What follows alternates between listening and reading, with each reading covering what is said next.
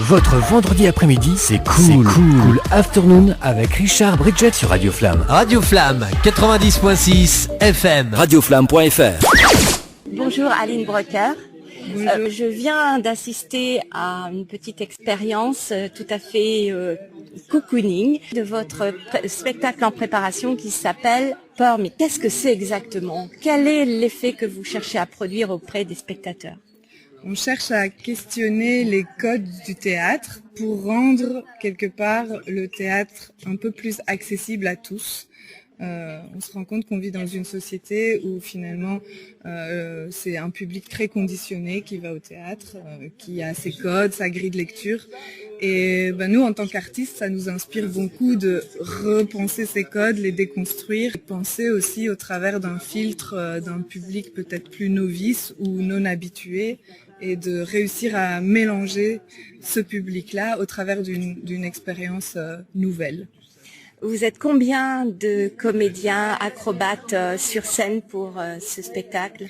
Alors il y a 5 acrobates, Diana, Camille, Ruben, Agathe et Philippe. Mais on crée le spectacle avec 7 personnes, donc il y a Elsa et Patrick qui vont nous rejoindre en plus pour créer une flexibilité aussi dans le groupe parce que c'est une grosse équipe. Et puis à la mise en scène, il y a moi-même et mon compagnon Quinten Kettles avec qui on dirige la compagnie, Sideshow. Et puis il y a Vincent Fauquet qui est notre dramaturge. L'accessoire incontournable, c'est l'oreiller. L'oreiller, oui. À quoi sert-il? L'oreiller, pour s'installer confortablement, c'est un objet que tout le monde identifie. C'est un code qui dit relax.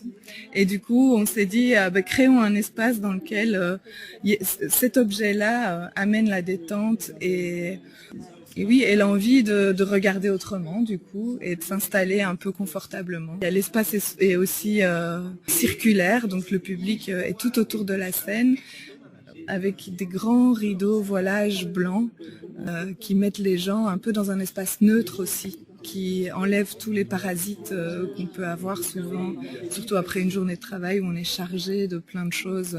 Ça neutralise un peu le regard. Votre travail que je viens d'apprécier, c'est seulement au bout de 2 semaines de résidence à la Brèche.